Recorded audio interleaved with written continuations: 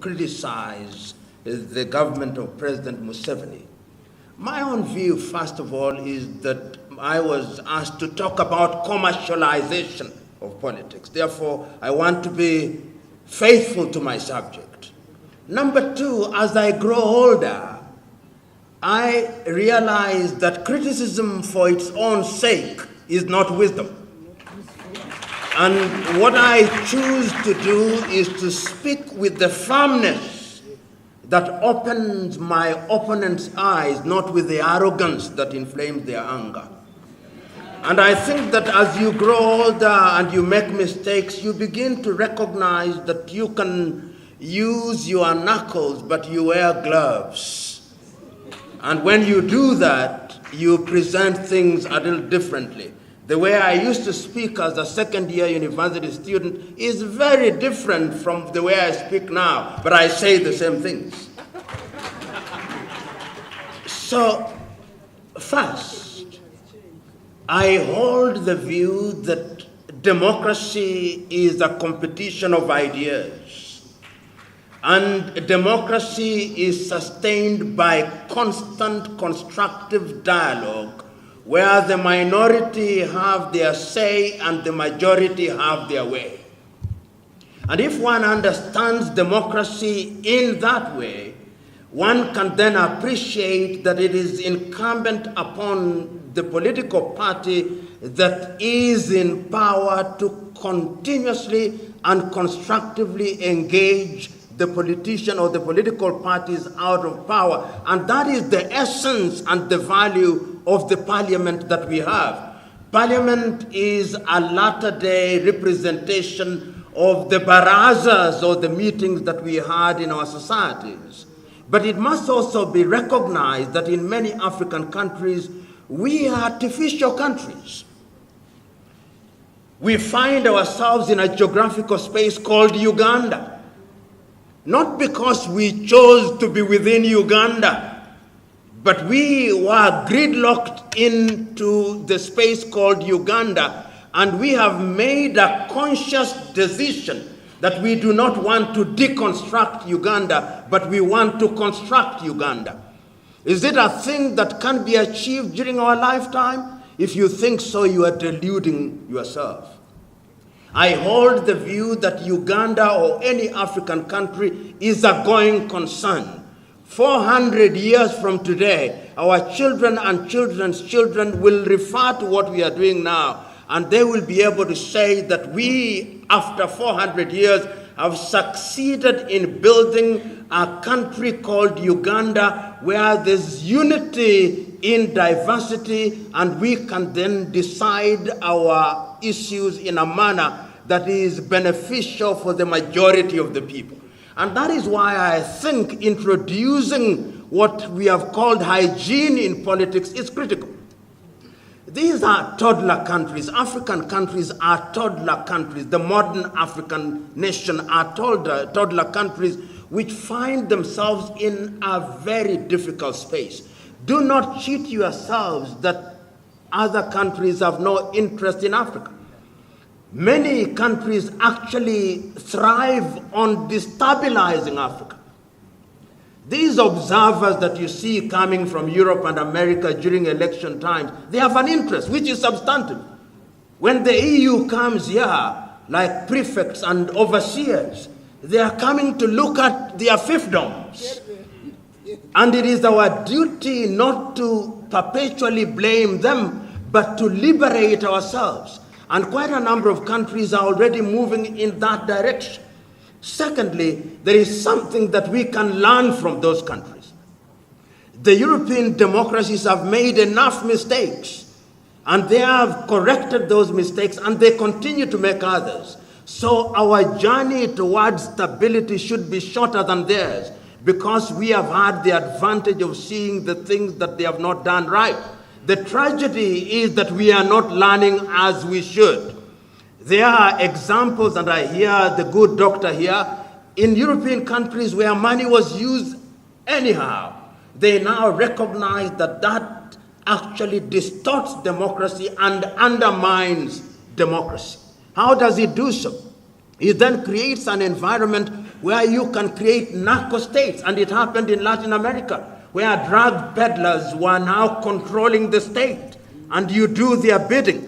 So we've got to sanitize our politics, and this is how I understand the laws that we are talking about. I hear you that we cannot count money in your room, but we are saying that on average, a parliamentarian or an individual contesting for a parliamentary seat in Uganda should expend so much money for items that are known and from sources that are known. We believe that if we walk that path for several years, we will create an environment where you spend money on, if it is advertisement, if it is publicity, if it is material, we know where the source is.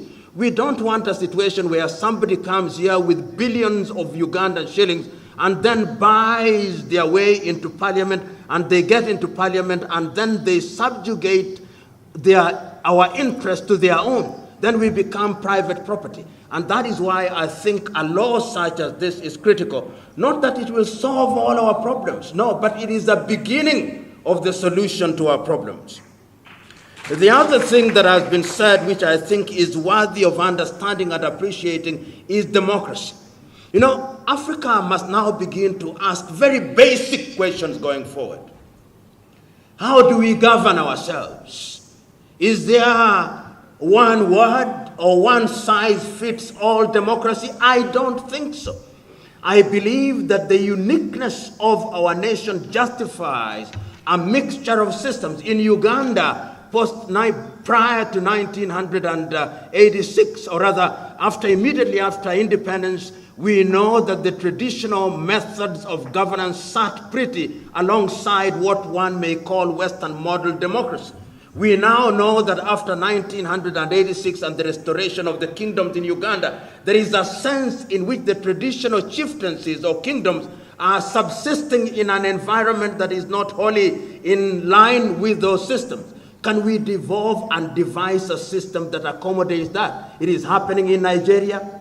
It is happening in Ghana. It is happening in Malawi. It is happening in South Africa. It is happening in Lesotho. It is happening in Eswatini, which used to be called Swaziland. In other words, there is no one-size-fits-all democracy. As long as the people have the opportunity to participate in the governance system. And I don't have a solution.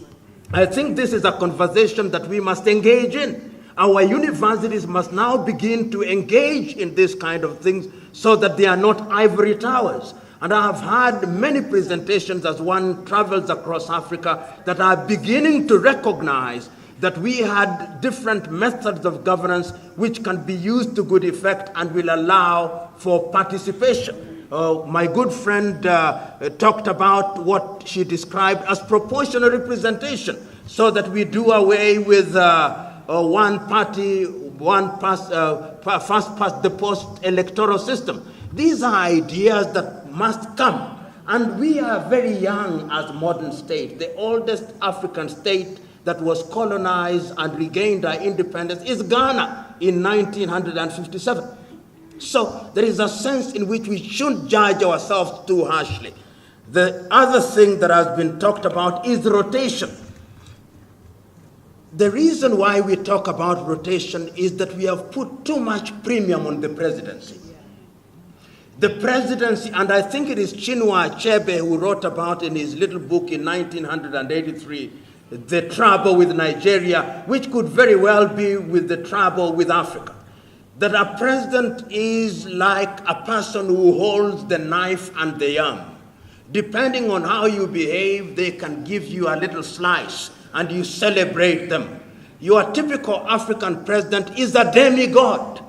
And because they are demigods, and the reason why they become demigods is that we ourselves treat our presidents as if they were gods. Then they get used to being treated as gods, and they don't know how to behave because you have made them gods. But if we created an environment where the presidency was about service delivery, people would not even want to stay in the presidency for a long time. Because as Julius Kambarage Nyerere once said, and I agree with him, you are not successful until and unless your successor succeeds.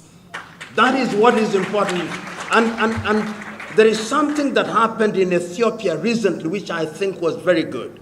The Prime Minister of Ethiopia, having recognized that there was problem, decided to resign. He's a young man. He had not even attained the age of 50.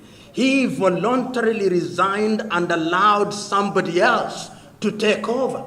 And that, I think, begins to demystify power. That is what we should do. And when we do that, and there is beauty in living in a country where you have 5 presidents who have served, you have a reservoir of knowledge. You go to Tanzania today, you have President Ali Hassan Mwinyi, retired. You have President Benjamin William Mkapa, retired. You have Jakaya Mrisho Kikwete, retired. So that when John Pombe Magufuli has a problem, he has 3 individuals who have served and have done well and have made mistakes to go to. That I think is a good thing. And I think that progressively we are going to move in that direction. But every country must choose its path in that direction. And the reason why I think that we ought not to judge ourselves too harshly is because our histories are rife with attempts at destabilization. Even as we speak now, there is a new power that is rising in a very subtle way and in a very subterranean way called China. China is a leviathan, and it moves very stealthily, giving us money without asking questions. They are doing certain good things. We can emulate a number of things from them. But think of Uganda, think of Africa 20 years from today and how it will relate with China. China is already thinking on how to relate with Africa 100 years from today.